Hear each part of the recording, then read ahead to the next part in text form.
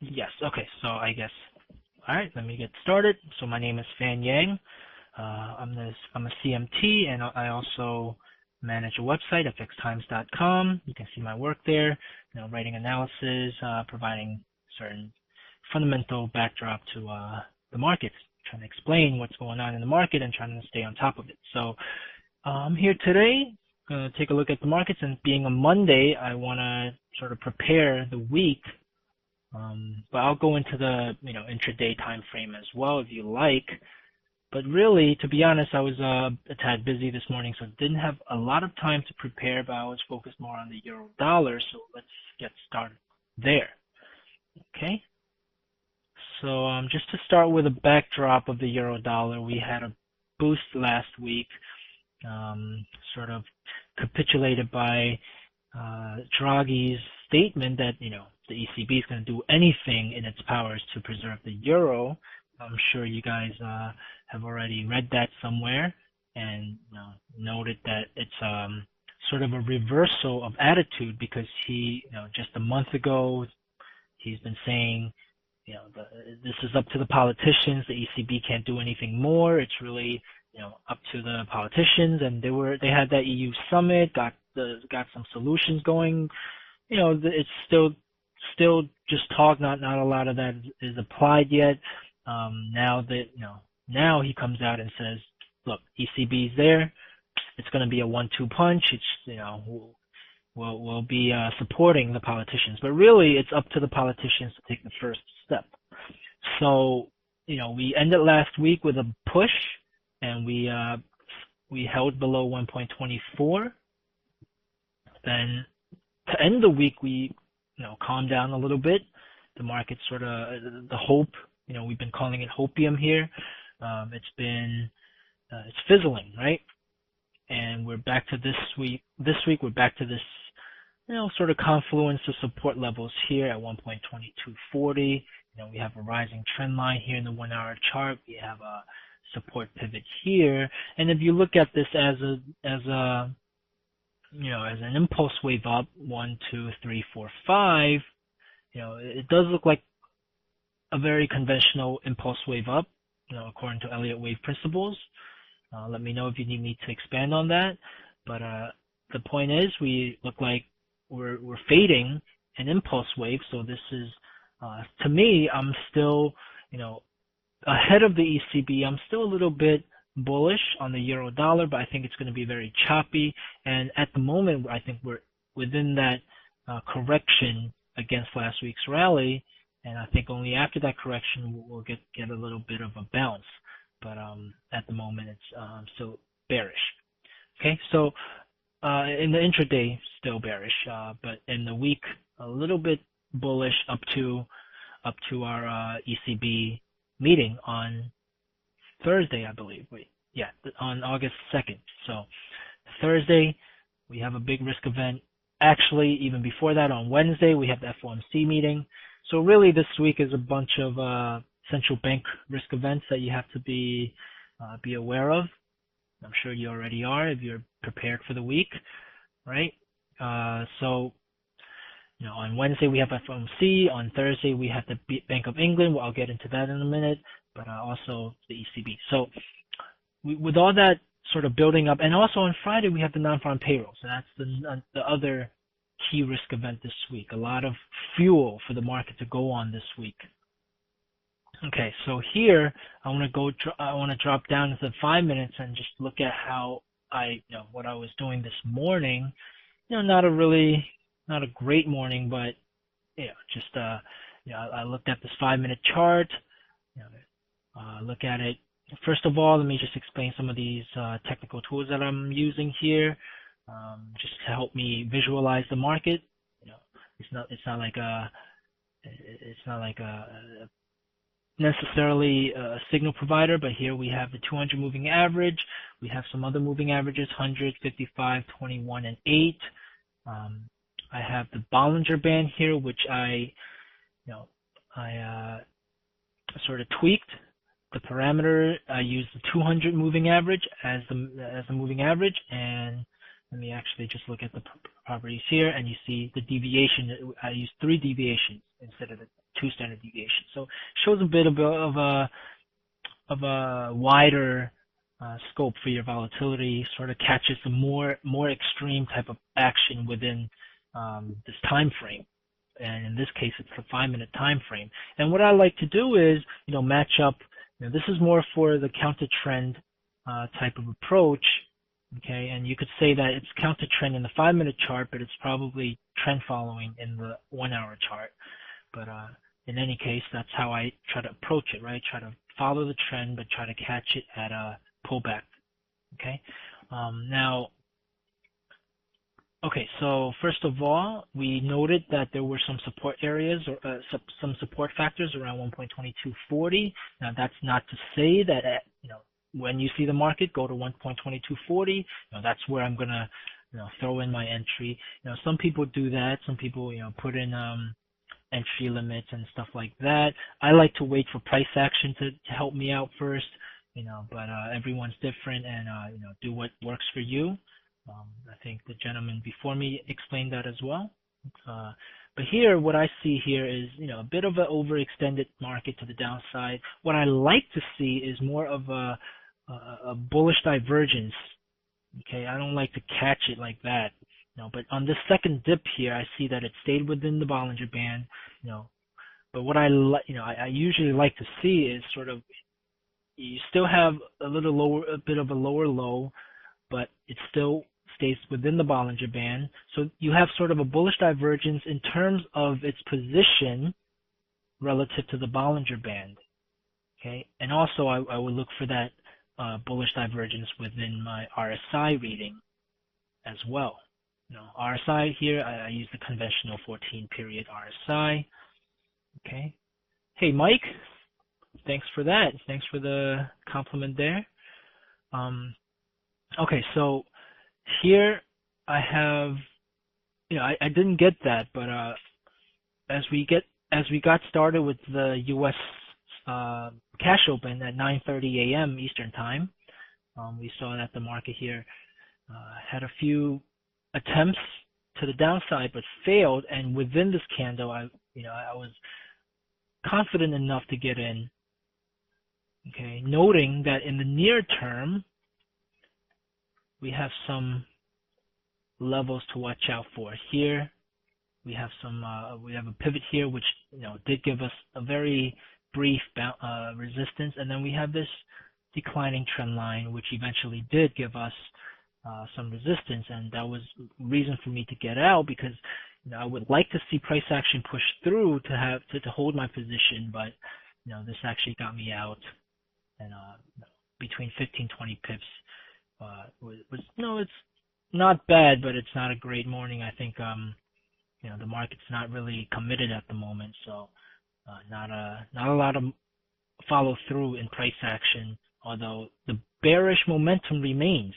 And that is also why I got out of my bullish outlook in the near term, and I'm staying on the sideline. Although I think there's a little more bearish bias, because if you look at the RSI here, and this is one way I look at the RSI, not just for our overextended, overbought, oversold condition, but also as a sign of momentum building. If you see the RSI here, for example, tag 30.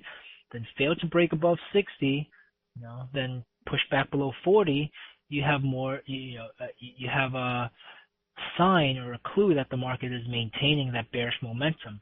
Now, often when the market does consolidate, you'll see the RSI here gets stuck between 40 and 60. Okay, so that means if it fails to break above 60, that means it's still within consolidation. Then it fails to break below 40, still within consolidation. But when it pushes back below 40, sort of a sign that the market has already or is continuing that bearish momentum. When you look at price action, you also saw here lower highs, although the lows haven't been broken until afterwards, right?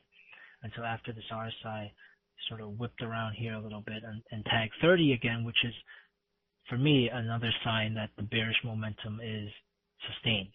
Okay, we had a little bit of a pop here above the 60 level, but most of it is maintained, and we continued that dynamic throughout the European session and entering the early U.S. session here, and we're almost at the half point of the U.S. session as the market failed to rally through.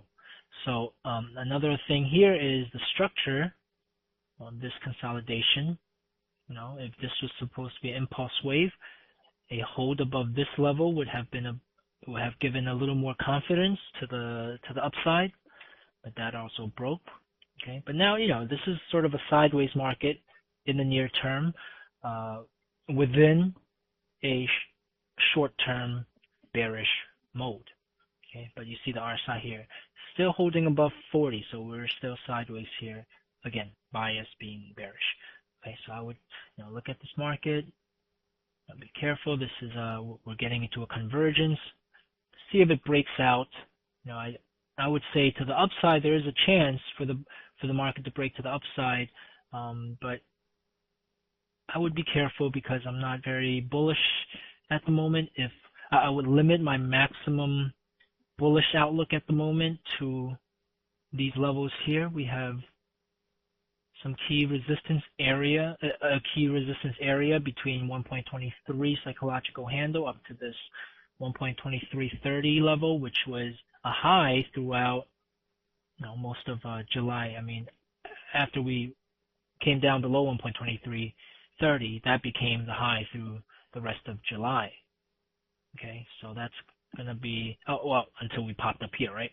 But I want to entertain the idea that we could find resistance there again, so my bullish outlook would not be above that, and I use that meaning as far as reward to risk assessment. I'm not gonna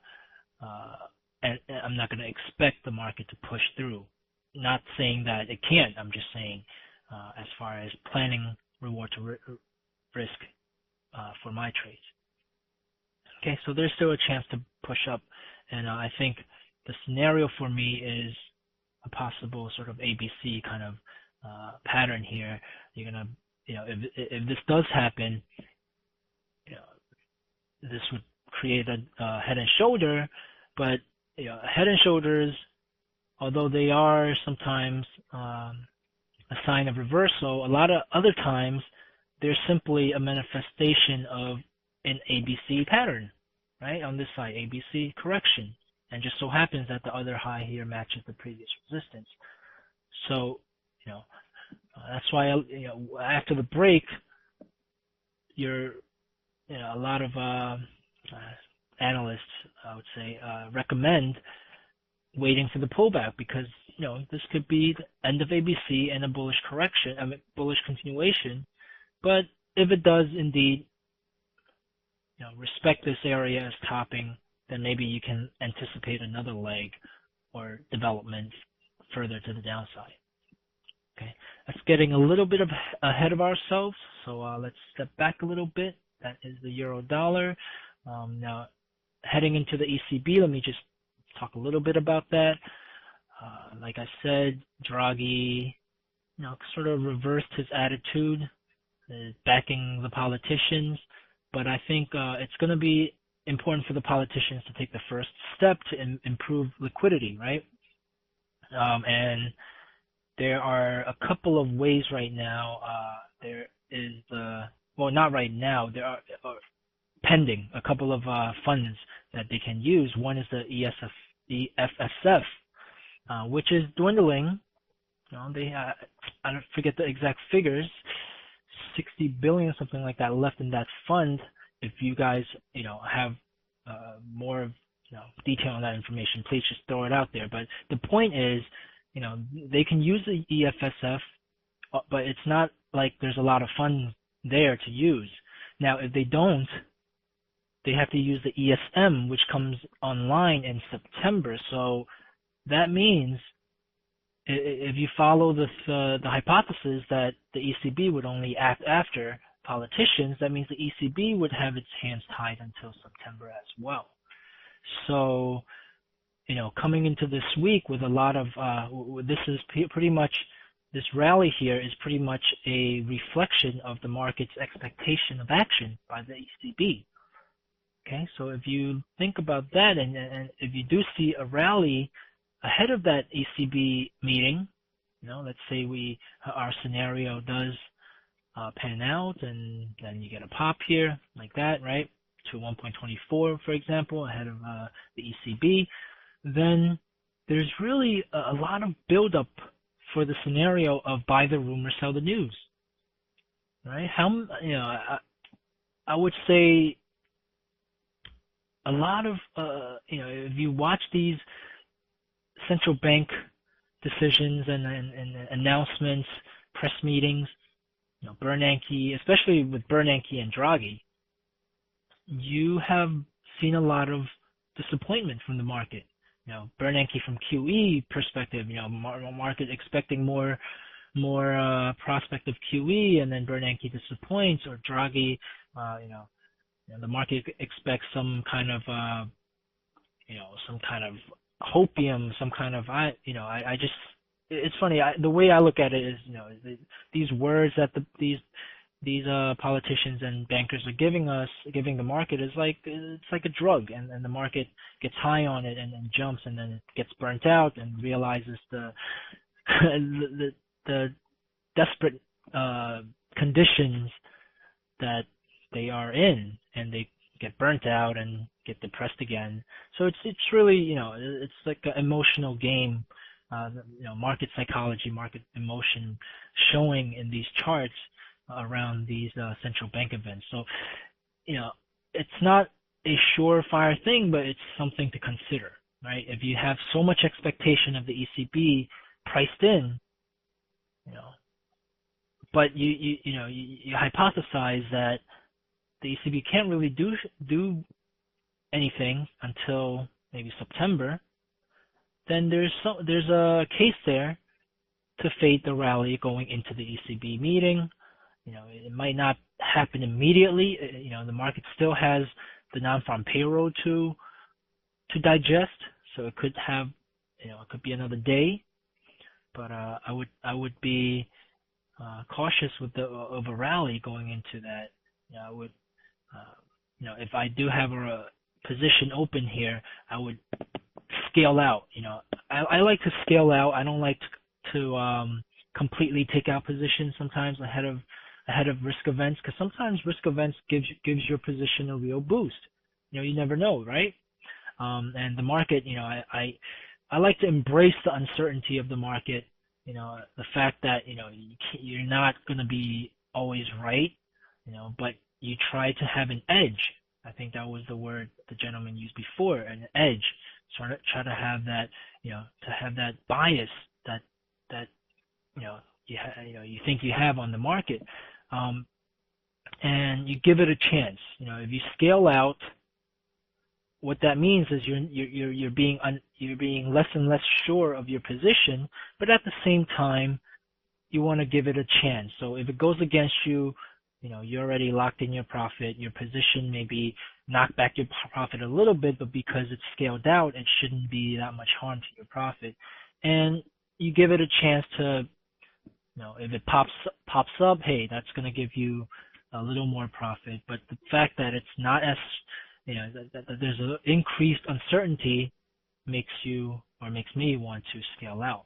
And if I see the market start accelerating, maybe I'll build more positions then. Okay, so that's sort of the anticipation, a general, not a very specific, but I like to start with that kind of general battle plan going into this week. Okay, so that can change, but for now that is the battle plan, sort of as far as dealing with the ECB risk event. If the rally seems a little strong, I would like to fade. That's pretty much what I'm saying. Okay, so let's move on from the euro dollar. Okay, so Stephen, thanks for the question. Suggest targets for the day forward. If you're talking about intraday, let me go in. Go in the 5, maybe 15-minute chart. Well, 5-minute chart. Let's do that. As far as the intraday, a break to the downside, I think the market will be heading towards the 122 handle, psychological support area. area. And towards if that's towards the late U.S. session, I would suspect that it's going to hang around there, sit around there. Maybe another correction going into the Asian session. So to the downside, I would limit it. I would limit my expectation to 1.22. And what that means is, if it does get close to 1.22 and you have a short position there, what I would do personally, and I'm not saying this as a recommendation, I think that's a disclaimer I have to say, this is for educational purposes only. Trading forex involves a substantial risk of loss. So whenever I talk about trading plans and actual things like that, don't just follow it. You have your own independent thoughts, and this is just what I would do if it gets close to that level where I anticipate support. I would move up my stop at least to break even, or maybe lock in about 15 pips or 20 pips or so. So the breaks here, let's say 1.2230. If you get in 1.2230, it gets to 1.22, and it's struggling there to get lower. If it accelerates, great. I might even add positions. But if it sort of slows down there, you see some kind of candlestick action where you have a long tail to the downside. That means there's a lot of demand there. Then I would I have two options. One is to exit completely. Well, actually, I have more than two options. But if I have a small position, a mini position, then I have two options. One is to exit completely. One is to leave it and just move up your stop to give it some breathing room and a chance to continue. Okay. If you have you have position that you can scale out, I would suggest scaling out as well as moving your stop closer. Okay. Now, good question. That's where I'm going to get to next. If you have a break to the upside, okay, so if you have a break to the upside, first of all, I mentioned that 1.23 to 1.2330 area for resistance. So I think that's sort of the maximum expectation. But I would look at some overnight pivots in here. 1.2280. For example, is a level I want to break before being more confident. You see here a little pivot here. Okay, it's also around this 200 moving average in the 5-minute chart. Also, you want to look at your RSI. If it starts to give, if it starts to level off or give you a bearish divergence around 70, that's also another sign that your bullish outlook could be capitulated, could be exhausting. Okay, so those are a couple of signs. You have your 1.2280, and then above that 1.23, and into this resistance zone where I would actually start considering shorting. Okay, but I don't want to get into that try to catch every swing kind of thing. If you try to catch the swing up and try to get your swing down, more often than not, you're going to get whipped by the market, if you try to catch every swing. So, I want to see, like right now, I'm not jumping on this rally. I already had I had a rally here from an oversold perspective, right? And this rally, breakout rally, I'm not very sure. Maybe I'll have a small position. I like to do that. I like to, if I have an idea in the market, I like to just put a very small position, almost insignificant. Okay, but the way that it helps you track the market better, it helps you stay on top of the market. So it's almost like a scout, like if you're in a battle and you just send off like poor scout, right? He's insignificant. He's expandable pretty much. So send him out there, see what's going on, see if it's a battle that we can win. If we can win, bring more of the troops over. If not, sorry, you got killed in enemy territory. So that's how I try to play the market, like a general with my troops. Send out a little scout here after the breakout. If it does accelerate through 1.2280, hey, add a little position, but be ready to scale out very soon. The offensive right here, we're getting into, like for the bulls, we're getting into a pretty strong line of defense here. Okay, so be careful with that. So okay, so that's that for the intraday. Um, you know, we tend to project these moves in a way that would help us profit, okay? But be aware that, hey, it could just go whipping sideways instead of any trend. We might edge up there in a very choppy manner or edge down here in a very choppy manner. But, a lot of times when I do projections, I notice to myself too that I'm expecting a move like as if it's going to just come in one fell swoop, but it's not really going to be like that. A lot of times, especially after you get the majority of trades in for the day. Like, I don't know, today maybe we already got past the most volatile part of the markets. So, okay, so that's that. Let me move on. Okay. GY, thank you. That's really, you guys are leading the presentation here, and it's sort of the way I wanted to go about it anyway, so that's good. Looking at the pound dollar, to be honest, I'm wasn't focused on the pound dollar as much this morning. I was looking at the euro dollar, euro pound, but the pound dollar, the rally here is also off of that Draghi statement. At for I don't know, more than a year now, maybe we've been just in a risk on, risk off type of trading mode when you're dealing with U.S. dollar crosses or Japanese yen crosses. If you don't like the risk on, risk off type of dynamic, you don't like to trade that. I would recommend more of like the euro pound, Aussie Kiwi. Take out the dollar, take out the yen, even like euro CAD or euro commodity currencies. Even commodity currencies are related to risk on, risk off, so you don't really filter out that aspect when you trade like euro pound, euro Aussie, for example. But it does. But the point is here, risk on, risk off. We had risk on, pound dollar, ran up. It actually went up, I think, stronger than the euro pound, euro dollar. And it also here, when you look at the structure of this rally in the 1-hour chart, it also looks like a very conventional impulse wave up. And our first corrective wave is back to where the fourth wave is, which is one of those guidelines from Elliott wave, that the correction should go to that wave 4. Now, is the correction over?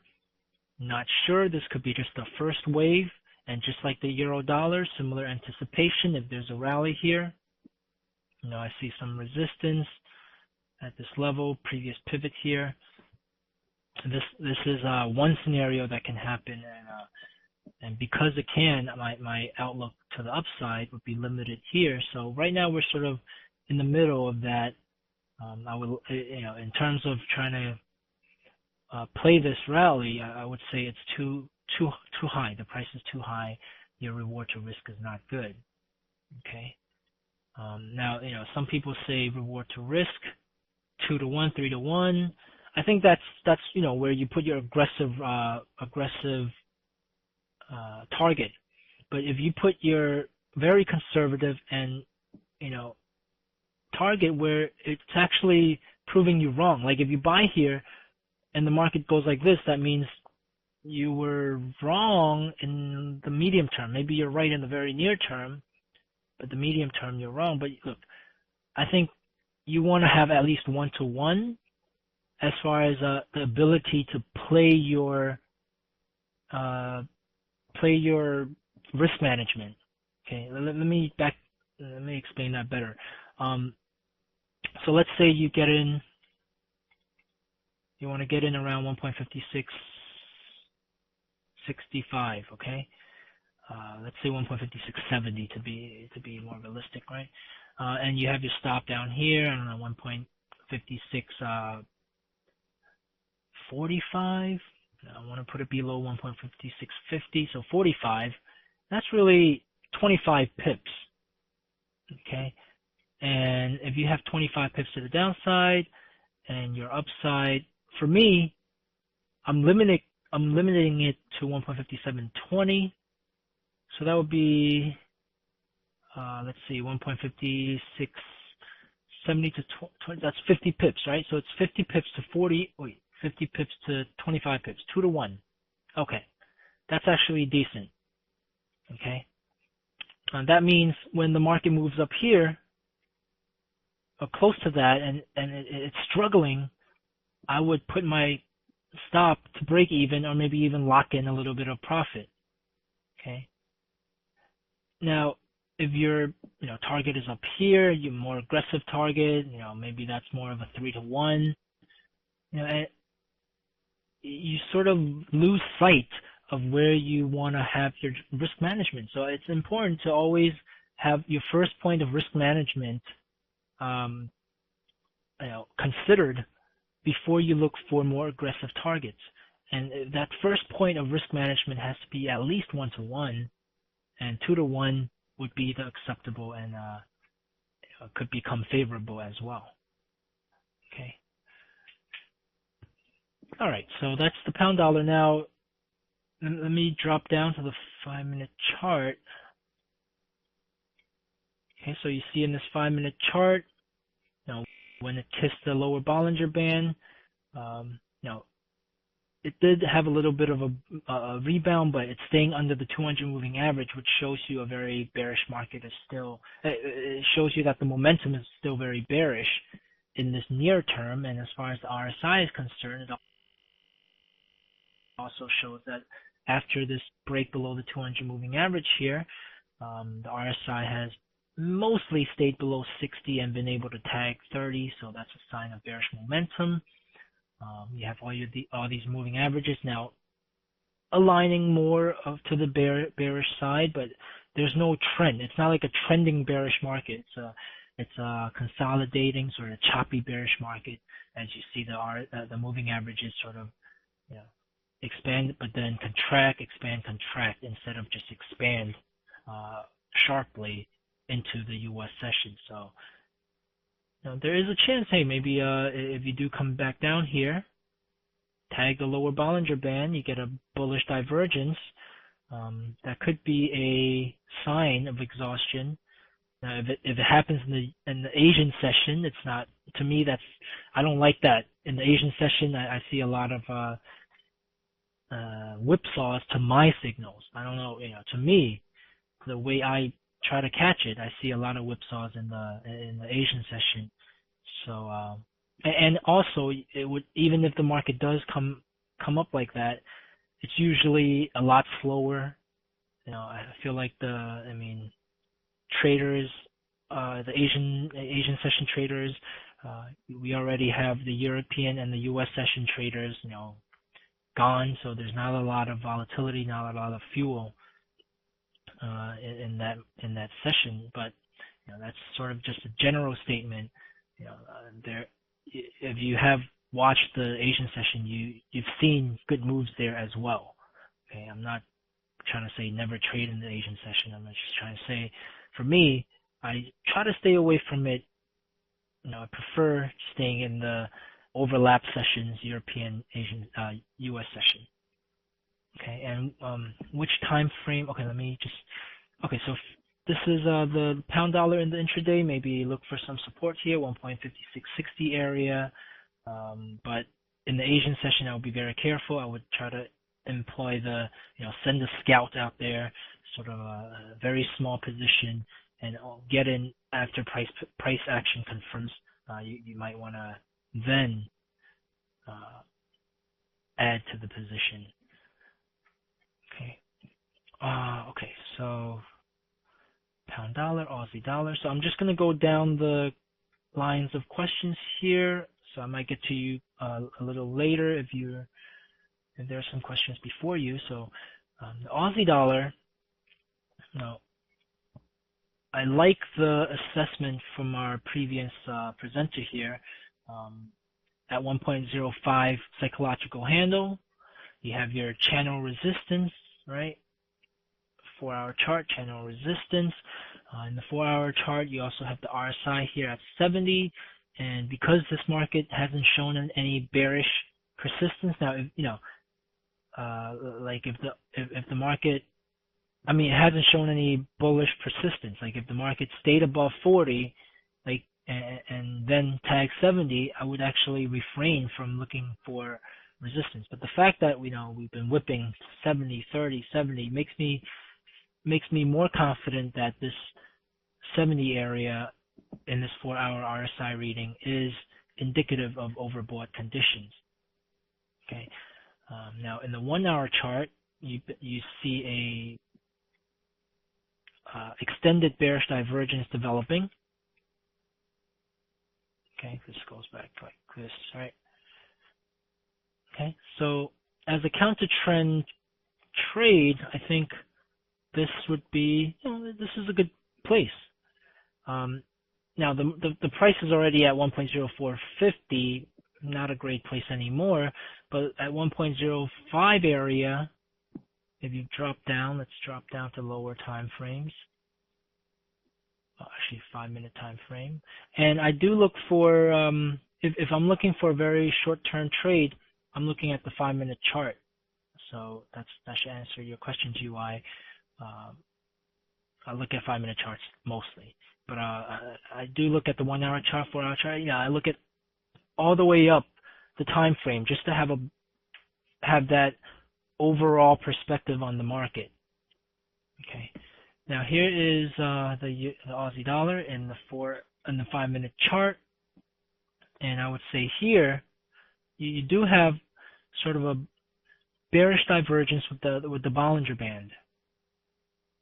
Okay, where you spiked up above the Bollinger Band here, but here you are still above the Bollinger Band, but it seems like you didn't make as much of a distance. You're not stretching the Bollinger Band further. Meanwhile, you do have that bearish divergence, and this is sort of my own way of starting to look for that reversal. Okay.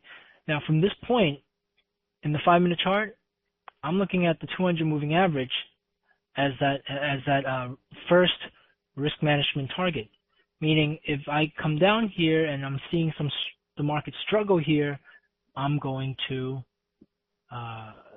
put my stop to break even, or if I'm more confident, or actually if I'm less confident, I would try to cap the 10-15 pips, in case the market does go against me sharply, and I would want to be actually in the blue, even though in the black, even though I'm wrong.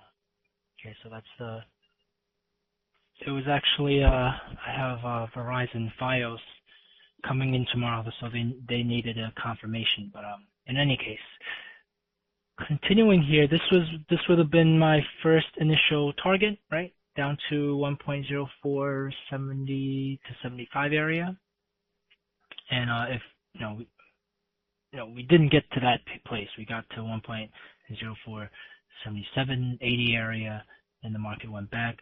So this is, for me, this would have likely been a break-even trade. Okay, and now with the market making a higher high here,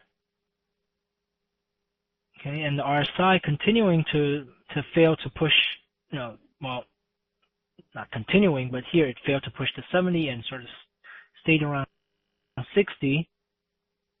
Now there's still that idea to fade it, but in the 5-minute chart, in the intraday, in this chart right now with the RSI at 40, I would not try to fade it. I would try to fade it if it comes back up and it gets stuck at 60, and if price actually is able to make a lower high, that's going to give me a good more confidence, I should say, for this trade.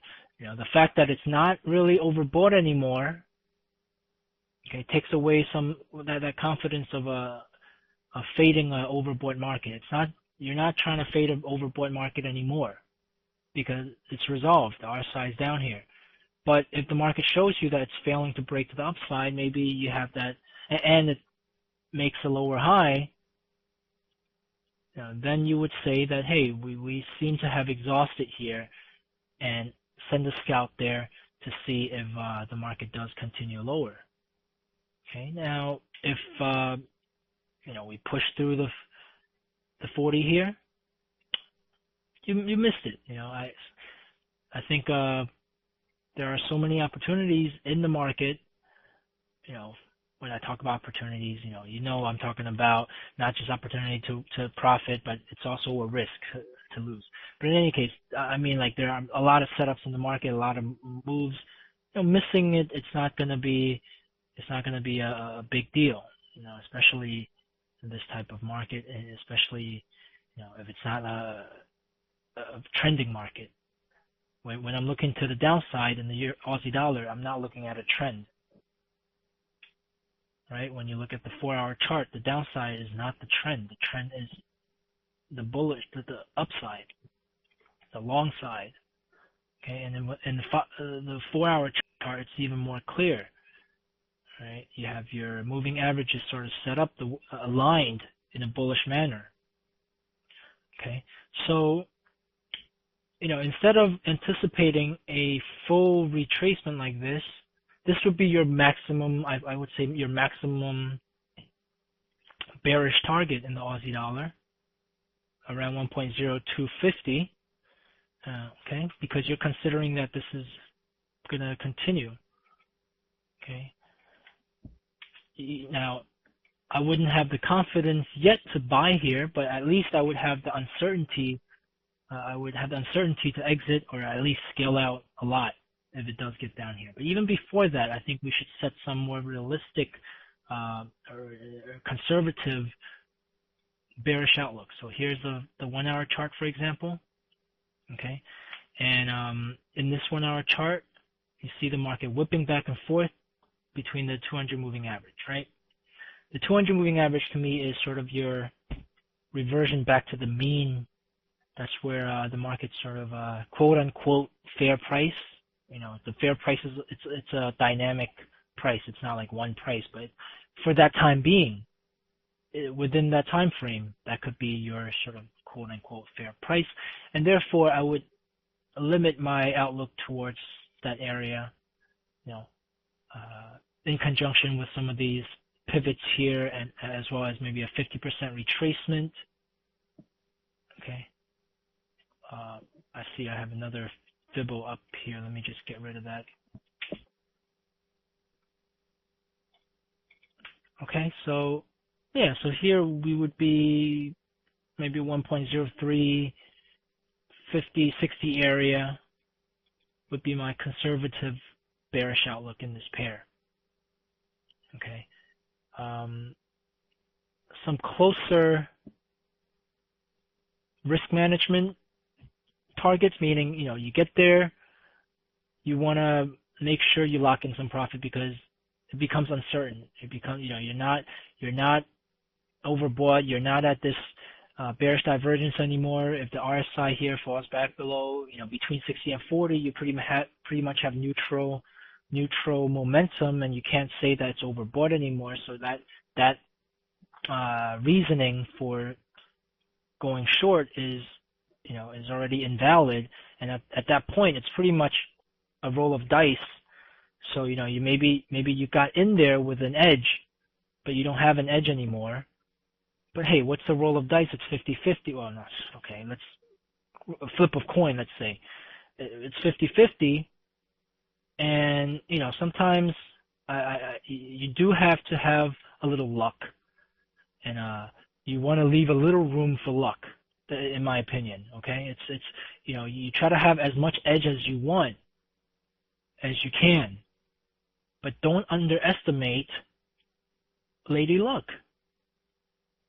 Give her some room too. That's my opinion, guys. That's my sort of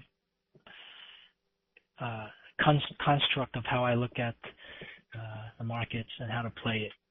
Okay, I'm not going to tell you, that you can always get in and always have an edge and just bang out that edge. And at times, for example, here you get to that maximum target and the market keeps falling. That's going to be luck. I can't tell you from here that it's going to break through.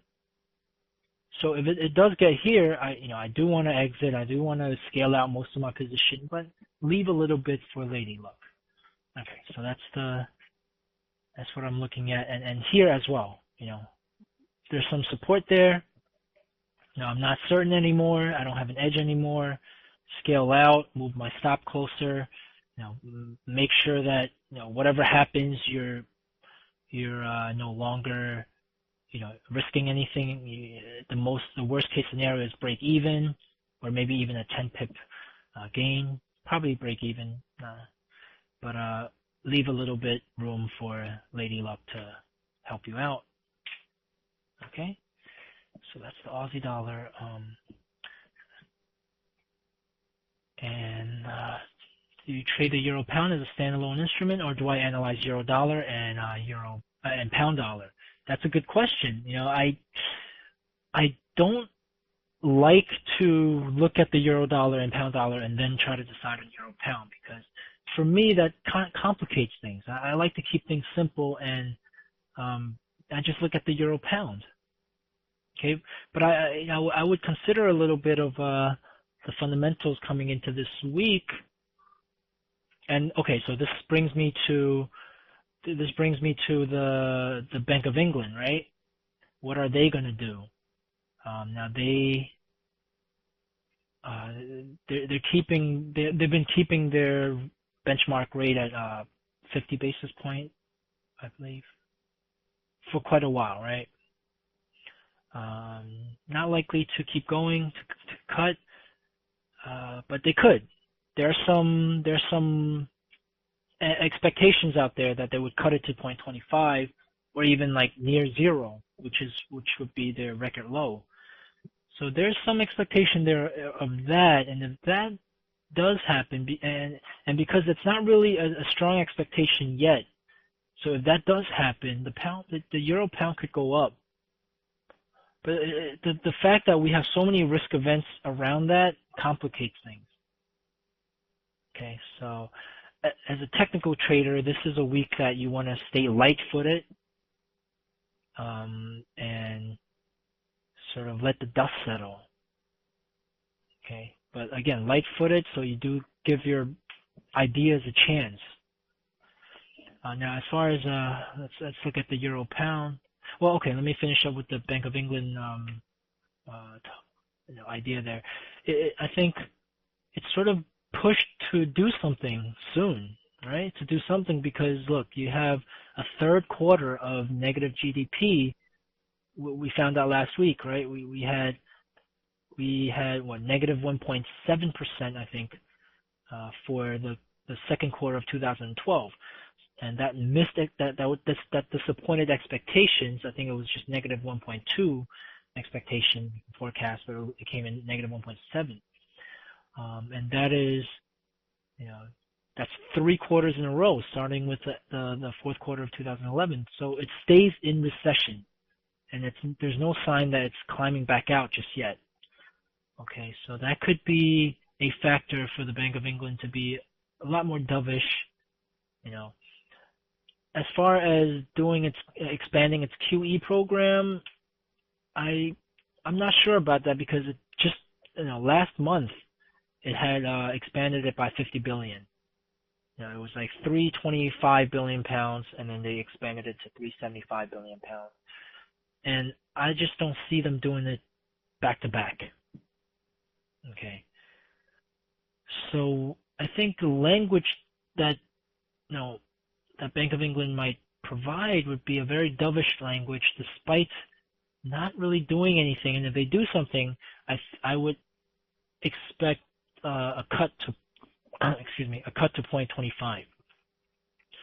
There is some room for a cut because inflation have been scaling down there. They had a sort of an inflation problem or issue throughout 2011, I think through the second half of 2011, where it went to an annual rate of 5%, but now it's dropped back to 2.4%.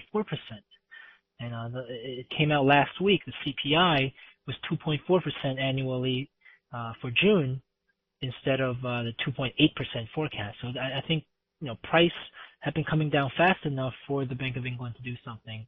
But I think if anything, it would just be 0.25% cut, and even that is a bit of a stretch. But I think we should leave our mind, have an open mind for that.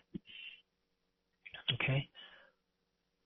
Okay. So that is so in the euro pound, if they do cut, I would expect a rally. Maybe we break here, but we continue to consolidate, and we could jump up right after the Bank of England. So I shouldn't draw this like that. Right after the Bank of England, if it cuts, maybe the euro pound would have a very short-term bounce. Okay, but I think the ECB, the market's more focused on the ECB, so it's going to be probably muted. The reaction to the Bank of England is probably going to be muted, and the Bank of England does happen. The risk event does happen before the ECB, and also after the ECB announcement, they're going to have Draghi's press conference, which is also always an interesting risk event, and it could shake out. It could be shaky for the market. Okay. Okay, so yen pairs, I didn't look at the yen pairs today, did I? Okay, so let me just see. I see on your chart you don't have a 50 line drawn for RSI. Is the 40-60 area no trade zone kind of thing? Well, the 50 line, I could kind of visualize it. I don't really consider exact 50 as like the neutral zone. Anything between 40 and 60, in my opinion, is the neutral zone, consolidation zone. It's not necessarily a no trade zone. Let me explain, because,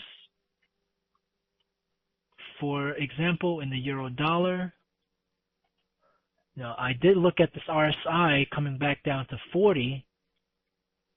Okay. Now, at 40, I felt like, hey, if this market is going to maintain that bullish momentum, it's gonna tend to keep the RSI above 40 in the 1 hour chart. And this did give me an additional reason for me this morning to go long on the pair. But you see that, ever since that edge in the 5-minute chart, I lost that edge. Okay? I lost that edge. And when the market struggle, I see the first struggle here. Let me zoom in. I see the first struggle here. Okay, and I don't have an edge anymore. Now the market could still go up, could still go down. For me, I got out. Okay, so between 40 and 60, maybe 50 for me is not really a place for me to trade, because again, that's where I believe it's more neutral, right? We don't have a bias. We do have a little bit of a bias at 40, if the market has already established some bullish momentum. Okay, you see the market push above 70, bullish momentum. Tag 70, bullish momentum. So if it's going to maintain that bullish momentum, I do see 40 as sort of a floor, and it gives me an idea of more of a trend following reason to trade it. Okay, if it's below 30 and giving me a bullish divergence, that's more of a counter trend idea. This is more of a trend following idea, jumping into the intraday to play the counter trend setup in the 5-minute chart. Okay, so let me wrap this up. Let me just take a quick look at the dollar yen. Sorry I didn't look at other yen crosses, but we do have an interesting development in the dollar yen. This is more for a longer term type of trade for me. Dollar yen, I haven't been really touching the dollar yen, but I think as we get close to the 77.50, as far as a longer term trade, I would start building positions, and that's just me. I have a few levels where I want to build positions: 77.60, 76.50, 75.50. So as you can see, that this type of outlook is a long-term outlook. I'm looking at the daily chart. Now I would use like a different account, not even the account that I'm trading my short-term trades, just so I don't get mixed up. Just so I have a little separation in the way I approach it. Okay, so this area seems to have bottomed out last year, gave us a little boost.